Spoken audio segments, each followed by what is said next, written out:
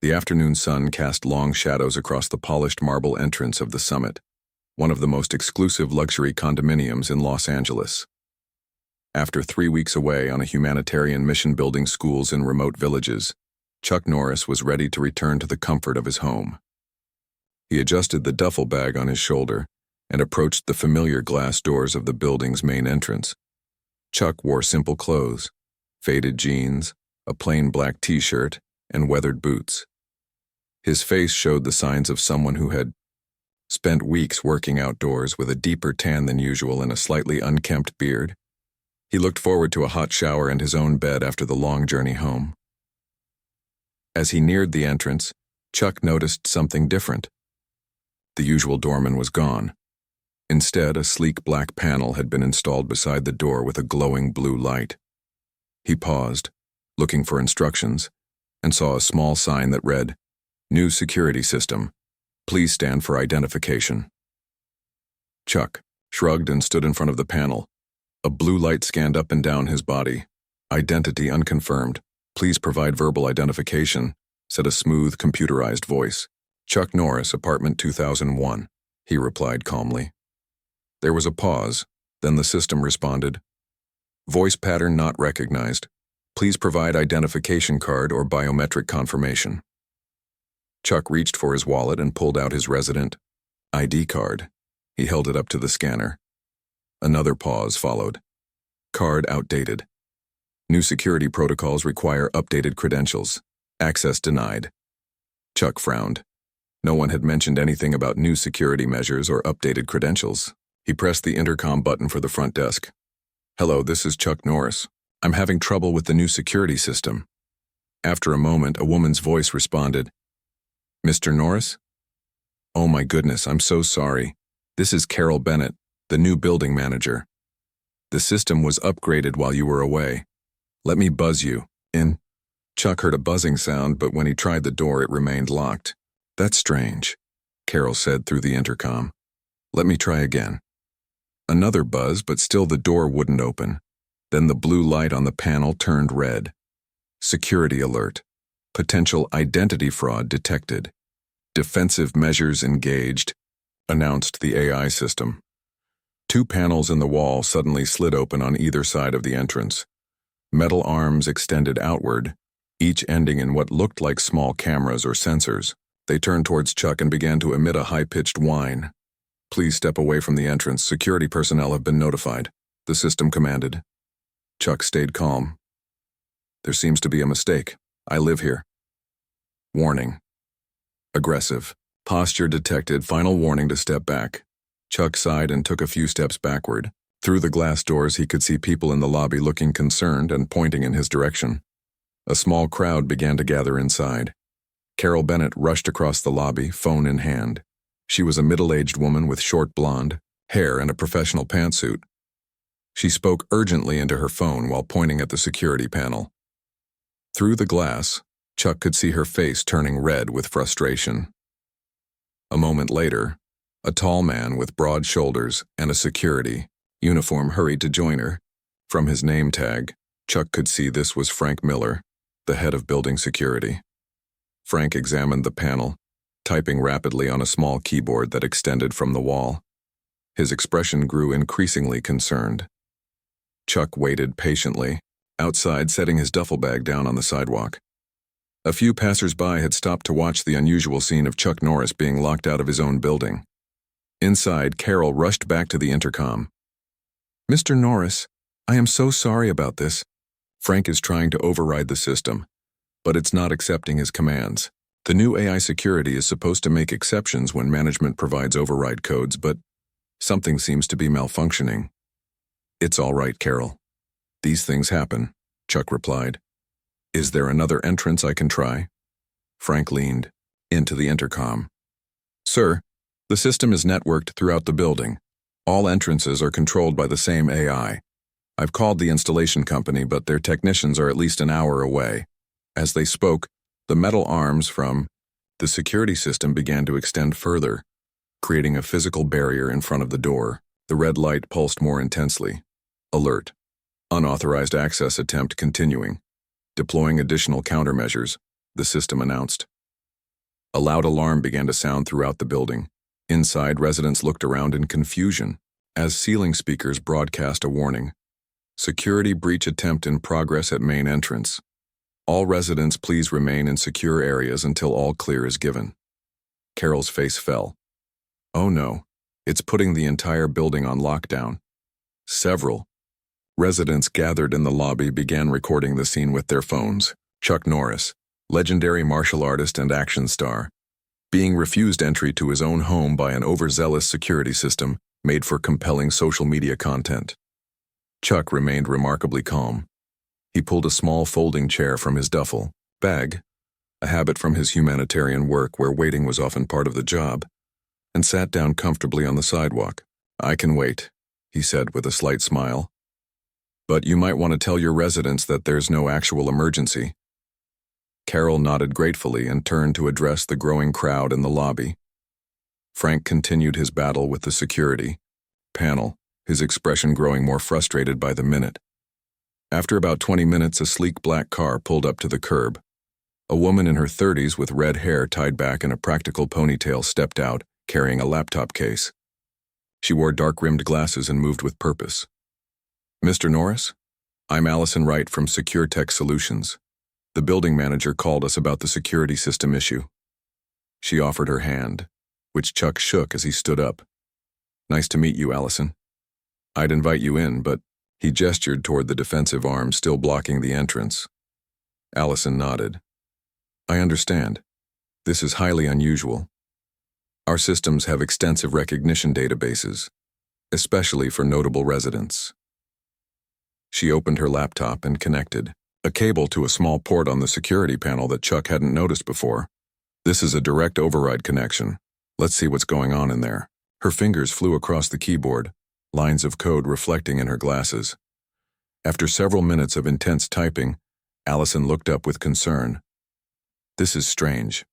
The system is functioning exactly as designed, but it seems to be missing your biometric data entirely. It's as if someone deliberately removed your information from the database or it was never uploaded in the first place."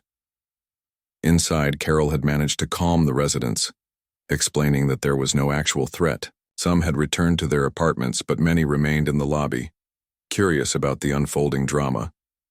Frank joined Allison at the panel. "Can you override it?"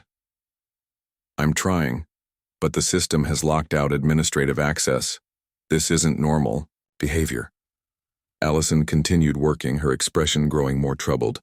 "There's something else going on here. These defensive protocols are excessive for a simple identification failure."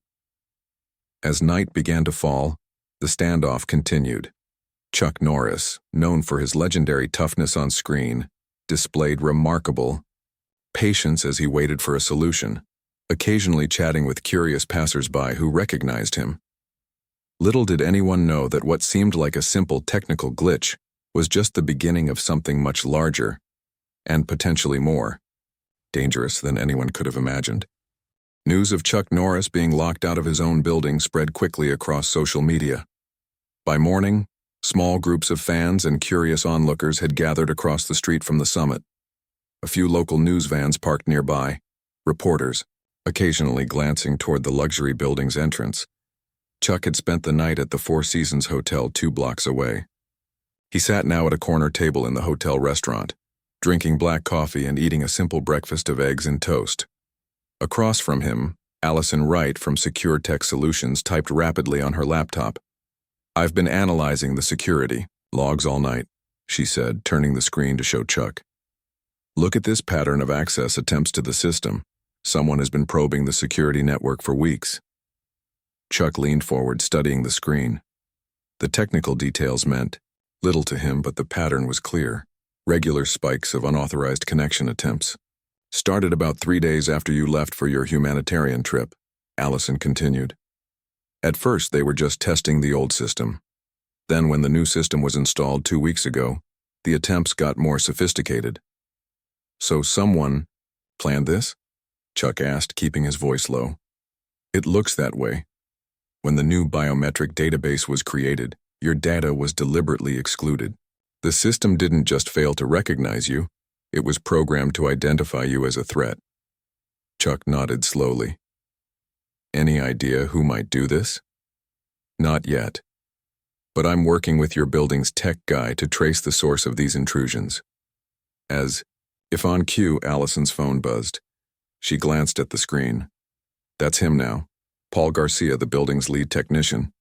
He says he found something. An hour later, Chuck and Allison met Paul in the basement maintenance room of the Summit. The building manager, Carol Bennett, had arranged for them to enter through the service entrance, which used a separate, older security system that still had Chuck's access code. Paul was a young man with dark hair and a neat beard. He wore jeans and a polo shirt with the Summit's logo and looked like he hadn't slept much. Thanks for coming down here, Paul said, shaking Chuck's hand with obvious admiration. I'm sorry about all this trouble. I swear the system was working perfectly during all our tests. No need to apologize, Chuck replied. Allison tells me this wasn't an accident. Paul nodded and led them to a small office where 3 computer monitors displayed complex diagrams of the building systems. I started digging into the code last night after Allison sent me her findings. Look at this. He pointed to lines of code highlighted in red. This isn't part of the original programming. Someone inserted this after our final testing phase. It creates a specific exception to the recognition protocols. Allison leaned in, examining the code. It's looking for Chuck's biometric signatures, face, voice, gait patterns, and specifically flagging them as high risk. Can you fix it? Chuck asked. Paul's face fell. That's the problem. Whoever did this locked these modifications behind encryption I can't crack. If I try to delete it, the whole system could crash, leaving the building with no security at all. And there's something else, Allison added. The system is sending data somewhere. Every time it scans someone, particularly you, Mr. Norris, it sends the information to an external server.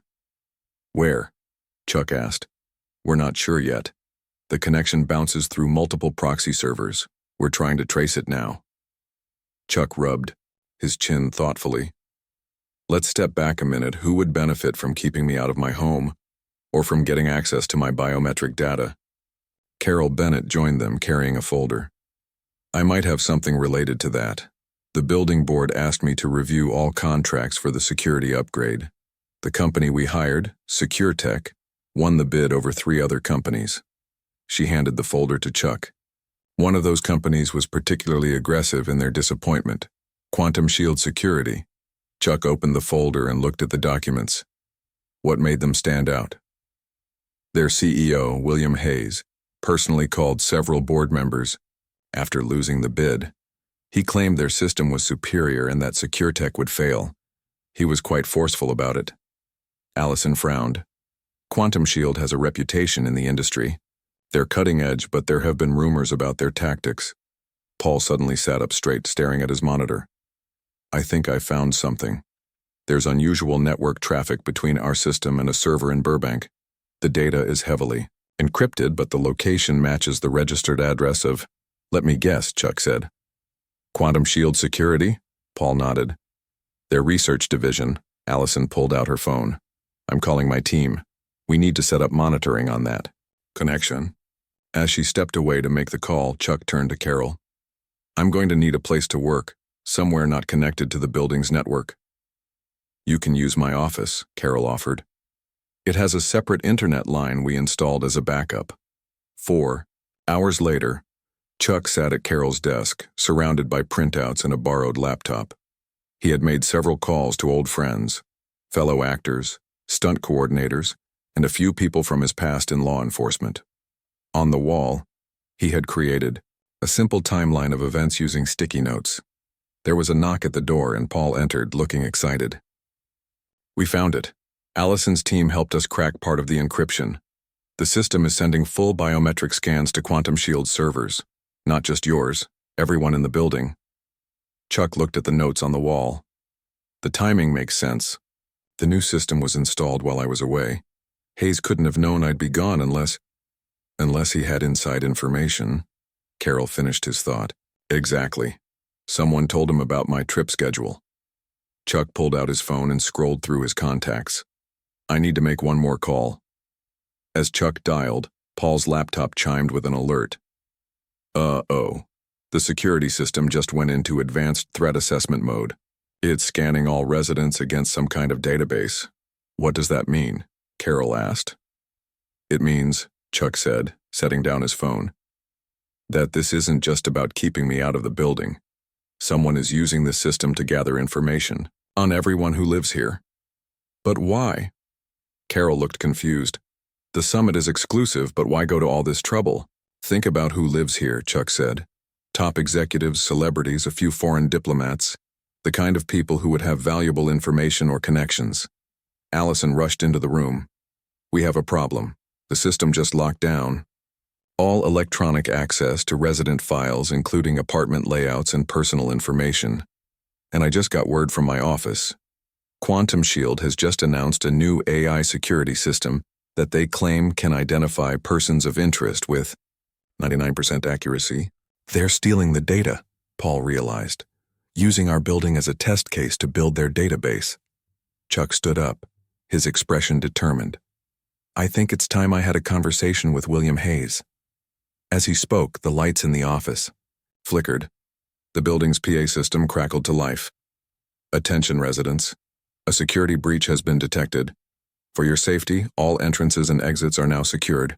Please remain in your apartments until further notice. Carol's phone rang. She answered it, her face growing pale as she listened. The elevators just stopped working. People are trapped inside. The fire doors to the stairwells have locked automatically. They know we're on to them, Chuck said quietly. Now they're making sure no one can leave while they finish collecting their data. Paul looked at his laptop in horror. The system is accessing everything. Security cameras, smart home devices, even personal computers connected to the building's network. How long until they have what they want? Chuck asked. At this rate? Maybe 2 hours. Chuck picked up his jacket. Then, we have 2 hours to stop them. Chuck studied the building's emergency floor plan on the wall of Carol's office. The summit was 30 stories of luxury, living with state-of-the-art systems throughout. What had once seemed like wonderful conveniences now looked like dangerous vulnerabilities. We need to cut their connection to the outside, Chuck said. Where's the main server room? Paul pointed to a location on the basement level. Here, but the security system will have that area heavily protected. The AI has physical defenses, motion sensors, cameras, and those robotic arms you saw at the entrance. Can we shut down power to the building? Chuck asked. Carol shook her head. The system has multiple backup generators that kick in automatically. It's designed to stay operational during earthquakes and blackouts. Allison looked up from her laptop. I might have something. The security system is designed to protect the building from outside threats. But what if the threat came from inside? Chuck raised an eyebrow. Go on. The system has special protocols for fire safety that override all other functions. If multiple smoke detectors are triggered, emergency systems take priority over security. We can't start actual fires, Carol said, alarmed. We don't need to, Chuck replied, understanding Allison's plan. We just need to make the system think there's a fire. Paul snapped his fingers. The maintenance test function. I can trigger test mode for the smoke detectors, but I'll need to access the building management system from its backup terminal. Where's that? Chuck asked. The roof, Paul said. It was installed there as a failsafe, away from the main systems. Chuck nodded. So we need to get to the roof without using elevators or main stairwells. There's a service ladder in the utility shaft, Carol suggested. It runs from the basement to the roof for maintenance workers. It bypasses the regular security checkpoints. Good, Chuck said. Paul and I will take the utility shaft to the roof. Allison, keep working on tracking the data flow. See if you can slow them down. Carol, you need to find a way to warn the residents to prepare for possible evacuation, but quietly. We don't want to tip off Quantum Shield that we're making a move. As they prepared to leave, Chuck's phone rang. The caller ID showed Diane Kelly, his former student who now worked in cybersecurity. Diane, what have you found?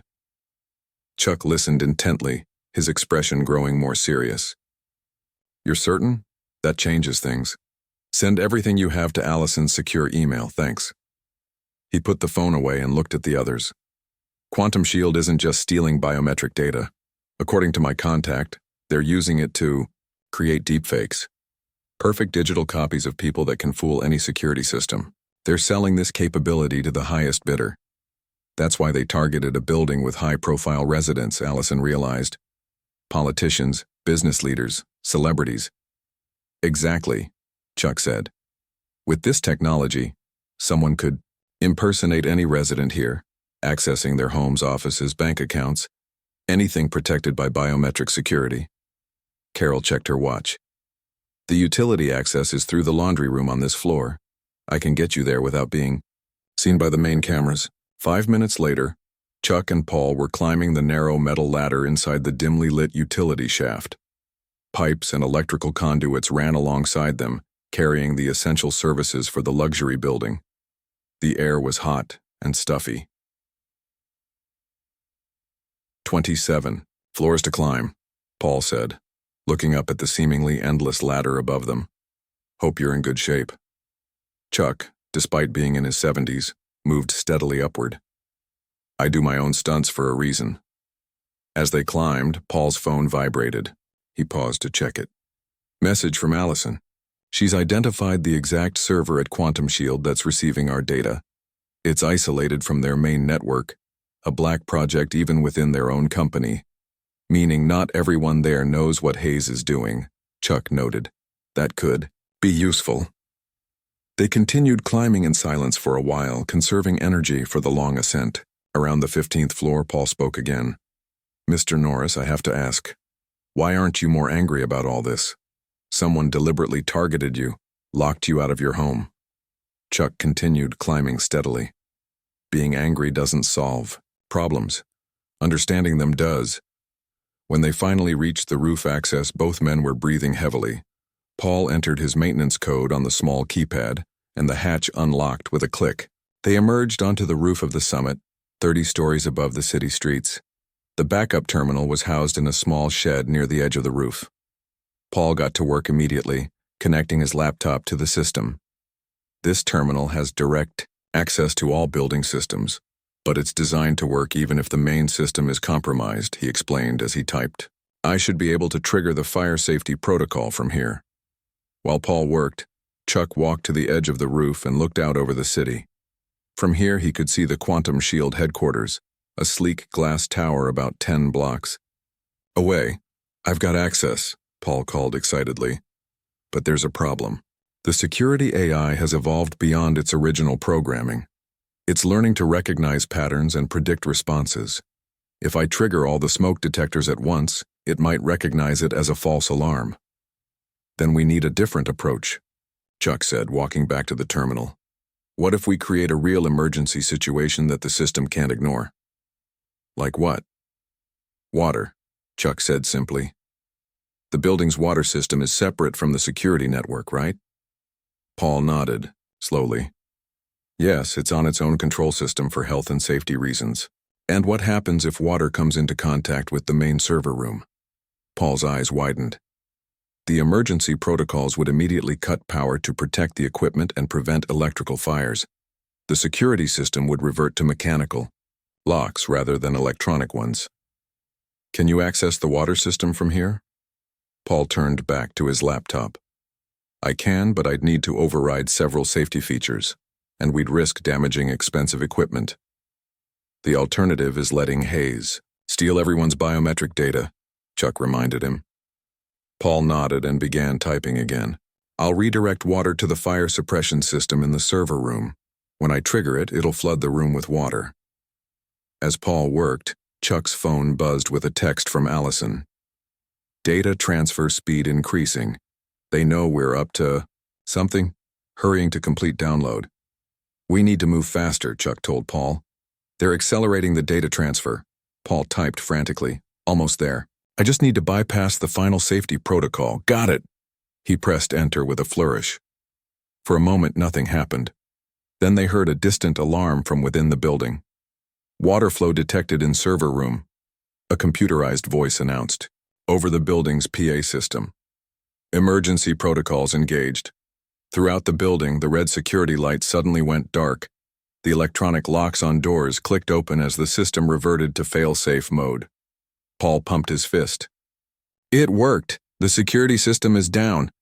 Chuck was already heading for the roof access door. Now for Phase 2.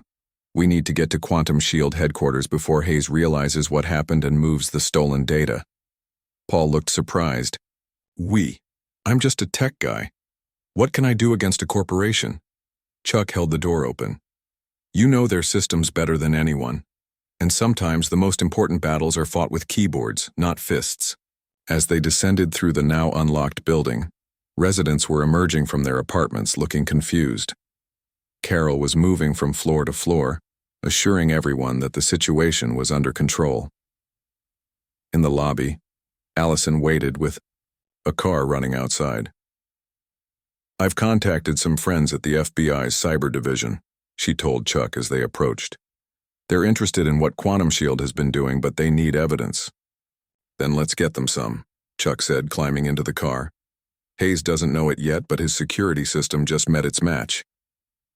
As they drove toward the Quantum Shield building, Chuck's mind was focused on the confrontation ahead. William, Hayes had targeted him specifically, perhaps thinking that an aging action star would be an easy mark. Hayes was about to learn how wrong he was. The sleek glass tower of Quantum Shield headquarters gleamed in the afternoon sun. Allison parked their car in a public lot 2 blocks away. Better not to pull up to the front door, she explained. We don't want to give them any warning. Chuck nodded in agreement. What's our plan to get inside? Allison opened her laptop. The building uses their own security system, obviously. But thanks to the data we collected, I have partial access codes. I should be able to get us to the executive floor. Paul looked nervous. What do we do when we get there? I doubt Hayes is just going to admit to stealing biometric data. We don't need him to admit it, Chuck replied. We just need to find the server with the stolen data and secure it as evidence. They walked casually toward the building, looking like ordinary visitors. Chuck wore a baseball cap pulled low and sunglasses to avoid being recognized. At the entrance, Allison approached the security desk with confidence. We have an appointment with Research and Development, she said, showing an ID badge from SecureTech. System consultation. The guard checked her ID and made a call. After a brief conversation, he nodded. They're expecting you. 15th floor. As they rode the elevator up, Paul whispered, That was too easy. They're arrogant, Chuck said quietly. They don't think anyone could connect the security failure to them yet. The elevator opened directly into a reception area with glass walls overlooking the city. A young woman at the desk looked up with a professional smile. SecureTech? R&D is expecting you. Down the hall, 3rd door on the right. They followed her directions, but instead of entering the R&D department, they continued past it to a door, marked Server Room Authorized Personnel Only. Allison pulled out her phone with a specialized app. This might take a minute, she said, holding it near the electronic lock. Inside the server room, rows of blinking machines hummed quietly. Paul immediately went to a terminal and began typing. I need to find which server contains our building's data, he explained. The stolen information would be kept separate from their regular systems.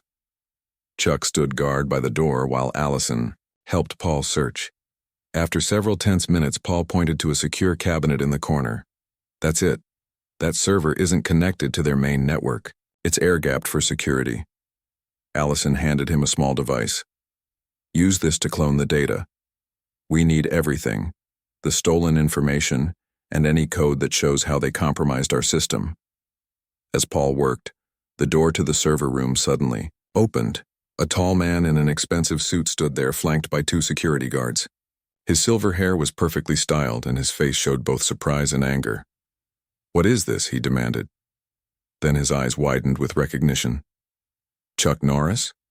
What are you doing in my server room? Chuck stepped forward calmly. Mr. Hayes, I presume? We're here about the data you stole from the summit. William Hayes quickly composed himself. I don't know what you're talking about.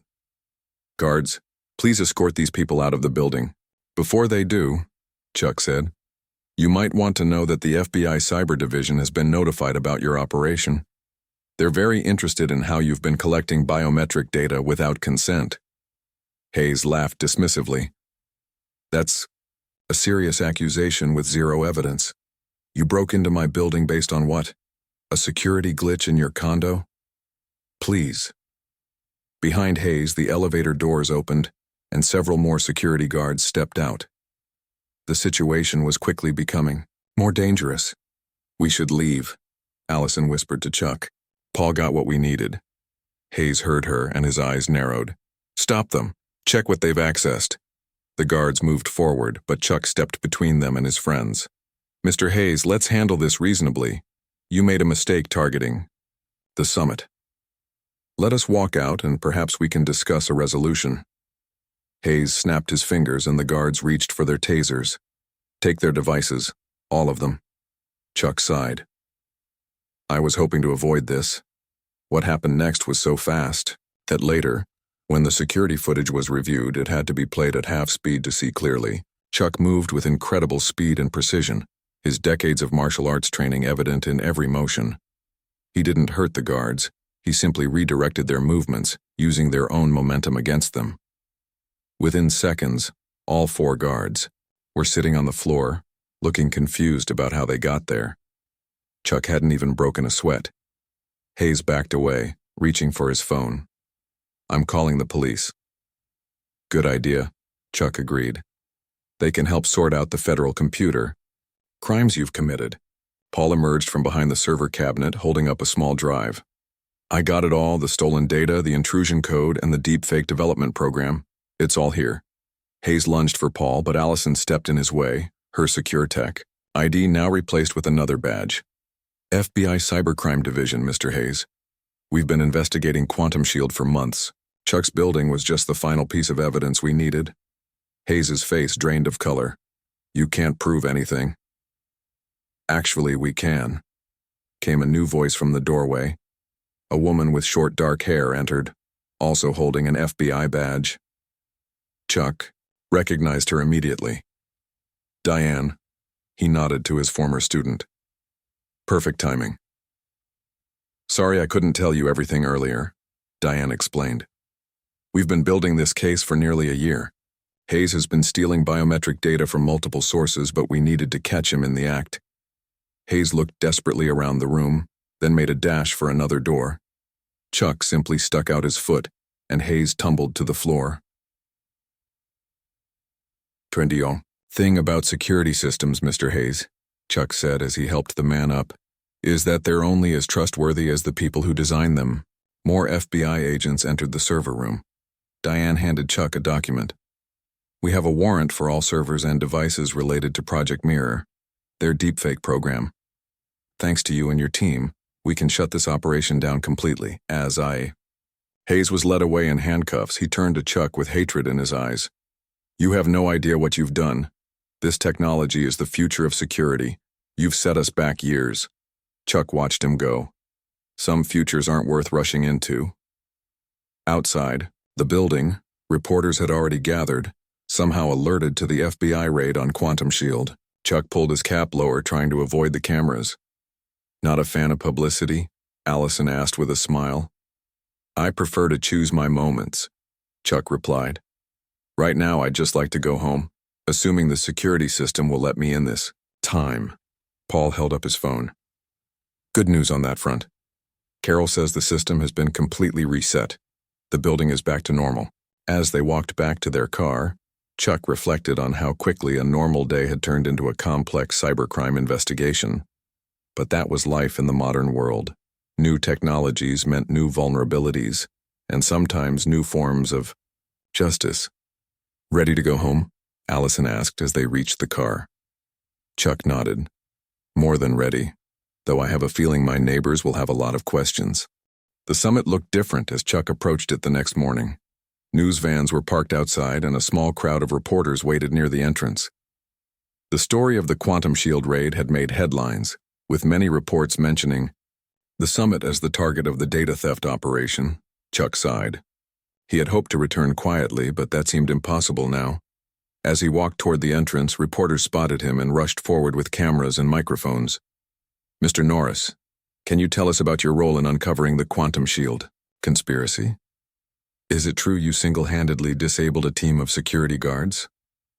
Were you working with the FBI all along? Chuck raised his hands politely. I'm sorry, but I don't have any comments right now. I just want to go home. The building's main entrance now had a security guard instead of the AI system.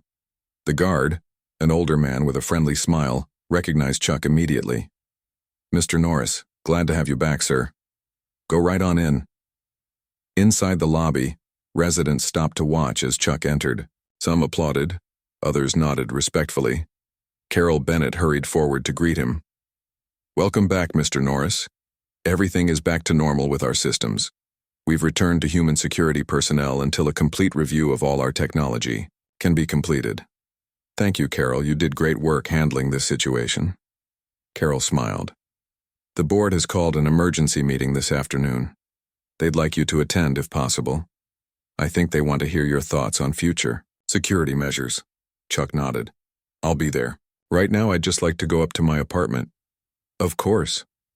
Oh, and there's someone waiting for you in the resident lounge. She said you'd want to speak with her. In the lounge, Diane sat by the window typing on her laptop. She looked up as Chuck entered. There he is, the man who helped bring down a major cybercrime operation. Chuck took a seat across from her.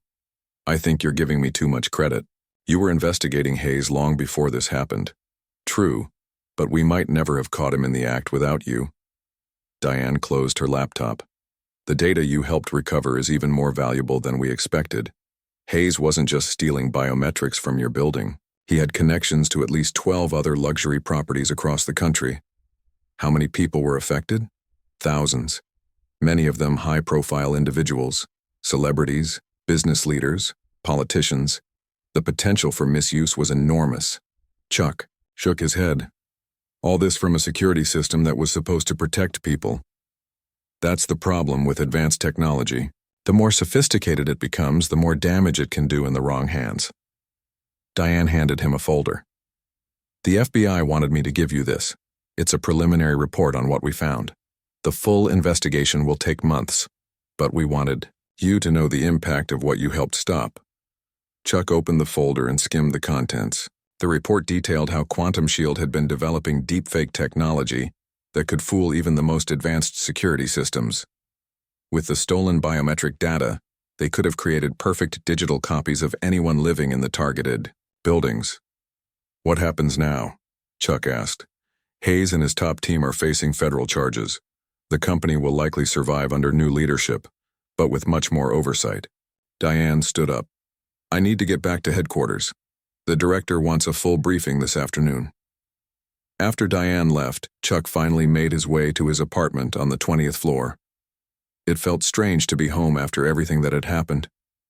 His duffel bag was still packed, sitting where he had left it outside the building just 2 days ago. Chuck took a long shower, changed into fresh clothes, and made himself a simple lunch. As he ate, he looked out over the city from his window. Somewhere out there, William Hayes was sitting in a federal holding cell. His plans for biometric theft ended. The intercom buzzed. Carol's voice came through. Mr. Norris, the board meeting is starting in 30 minutes if you're still planning to attend. I'll be there, Chuck replied. The summit's boardroom was on the top floor, with floor-to-ceiling windows offering a panoramic view of the city. 10 people sat around a large table, most of them older residents who owned multiple units in the building. They all stood when Chuck entered. Mr. Norris, thank you for coming, said George Wilson, the board president. Please have a seat. As Chuck sat down, George continued. We've been discussing the security breach and what it means for our building going forward. The FBI has advised us to completely replace all the compromised systems, but that will take time. In the meantime, we need to make decisions about immediate security measures. Chuck listened as board members debated various options. Some wanted to return to completely human security. Others argued for a new, even more advanced AI system from a different company. The discussion grew heated at times. Finally, George turned to Chuck. Mr. Norris, you are at the center of this situation. We'd value your perspective. Chuck thought for a moment before speaking. Technology isn't inherently good or bad. It's how we use it that matters. The problem with the system that was installed wasn't the technology itself, but the lack of oversight and balance. He stood up and walked to the window. I believe we need both human judgment and technological tools. Neither is perfect alone. The best security comes from having multiple layers, some technological, some human, that can check and balance each other. The board members listened attentively as Chuck continued. I would recommend a hybrid approach. Use technology for what it does best, monitoring, data processing, pattern recognition. But keep humans in the loop for decision-making, especially when it comes to identifying threats or denying access, and most importantly, maintain manual overrides that can't be compromised. After the meeting, Chuck returned to his apartment. The sun was setting over the city, casting a golden light across his living room. His phone buzzed with a message from Paul. System restoration complete. New security measures in place per your recommendations. Human guards at all entrances. With technology as backup only. Thanks for everything. Chuck smiled and set down his phone. He walked to his window and looked out at the city lights beginning to twinkle in the dusk. Technology would continue to advance, bringing new challenges and risks along with its benefits. The key was finding the right balance, using the tools without being controlled by them. His building's experience would likely become a case study in security circles. Perhaps some good would come from it, with other buildings and businesses learning from what happened at the summit. As night fell, Chuck finally unpacked his duffel bag from the humanitarian trip that felt like it had happened ages ago. Tomorrow would bring new challenges, but for now he was simply glad to be home, where the only security system he needed to deal with was the simple lock on his front door.